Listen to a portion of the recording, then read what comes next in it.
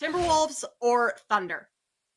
Who has the best shot at taking down the Nuggets should things line up where one of those two teams meets Denver? I think it's the Timberwolves. I really do, just because of their defense, and I think that by the time they play the Nuggets, right? Towns Cat should be back for a while, should be, Mhm. hopefully, accustomed playing at, a high level. And I think that's really, the key with them. But I tend to, the NBA postseason is, obviously about the half court. And I just think that Minnesota's defense is going to be very valuable in that spot. And you look at the inexperience of the Thunder, I would probably lean towards Minnesota. But I'd be happy to see either of them knock them off. I love the new blood in there.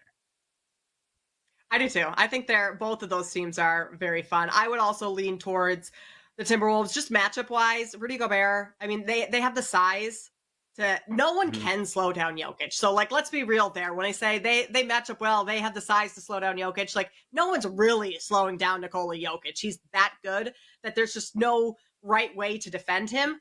But the Wolves have given the Nuggets trouble before. They've beaten them twice in the 4-game series this season. They played them last year in the playoffs, first round. Nuggets won that series in 5 games, but Jokic said after the playoffs ended that Minnesota was their toughest series opponent throughout that entire time, Mhm. and that's including the Lakers in the conference finals. And then Minnesota's going to want to slow the game down. Games slow down in the postseason. To your point, teams play more in the half court, so I don't know if that is as much of a concern with not being able to kind of run and gun or have that high powered offense that the Thunder have that maybe, might serve OKC a little bit better in the regular season than Minnesota. But Wolves will have to kind of learn to close games out. That's the biggest concern for me is down the stretch of games. Can they, handle those last 5 minutes in those clutch moments? So we're going to have to wait and see on how things shake out. Tonight's going to be a big telling moment in terms of where teams are going to be landing in the postseason. If there's a team in the East that can give the Celtics rather some trouble, who would that be? Well, it's my New York Knicks. You know it is, and I was I setting you up understand. to say New York. Yes, you deserve 3 assists just for that one question there, Kate. Yeah, look, I know Julius Randle's done, right, and I understand that, but the Knicks, I saw what they were as a team in January, and they are a freaking tank defensively, with or without Randle. So I get it, Boston, right? They have 5 guys that can drop 20 points every night. Holiday's even been shooting the ball well lately. We know that Porzingis can shoot the 3. Derek White has been exceptional this year for them, and let's not forget Tatum and Brown. So I get it. The Celtics are a tank, but you want value. You want a team that can come out of the East besides Boston. I think the Knicks, with the other teams, with their injury statuses right now, Giannis with the calf, Embiid looks good right now. Sixers are hot. Can he stay healthy? The rigor of a best-of-7 series where he's getting crushed in the paint every single time here. Orlando, they get a lot of the points from the free throw line. Cleveland, they've been banged up. And then the Knicks, washed them in the first round last year. It's my Knicks. It's because they can shoot the 3. They play excellent defense. They've got one of the top 5 players in basketball this year, Jalen Brunson. The Knicks can beat the Celtics. Pat, I'm on. I echo your same sentiment. I think the Knicks are a team that might be able to give the Celtics a little bit of trouble. So massive card, like I said, a ton of former champions, just ton of talent. Each card, I mean, each fight is a ton. And when we look at the main event, the headliner, Jamal Hill against Alex Pereira. Alex Pereira is the champion. Jamal Hill was the champion, had to relinquish his title, had an Achilles injury, was going to be out for an extended period of time. So now he tries to get that title back.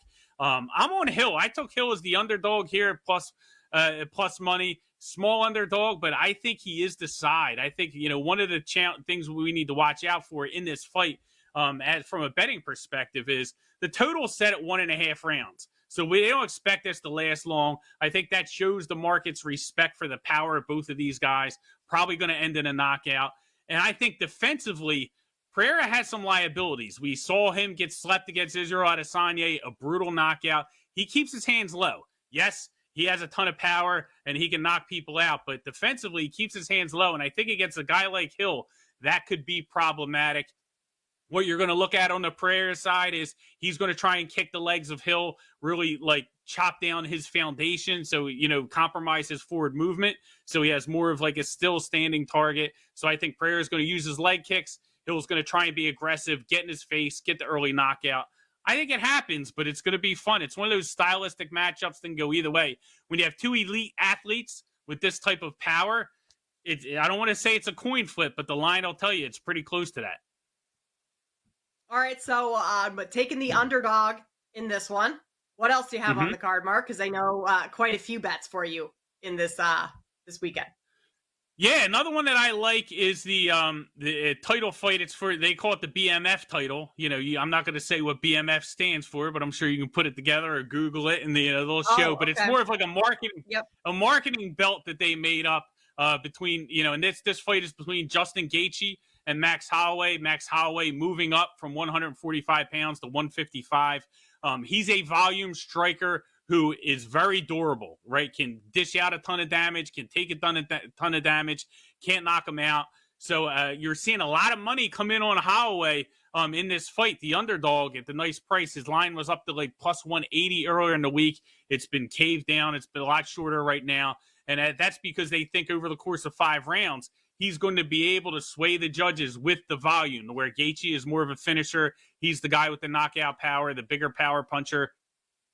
This one's tough. I played the over. I think it is going to go 5 rounds. I think who gets the nod in the decision is going to be, really tough to call because these guys are both warriors. They're both probably going to be bloody messes at the end. And it's going to come down to, there's 3 judges in mixed martial arts. It's going to come down to which, fighter they side with, the volume of Holloway or, the big moments, the big shots, the damage that Gaethje implies. So I think that the fans are in for a fun fight on this one, but I played the over 4.5 rounds. I think it ends up going to the decision ultimately.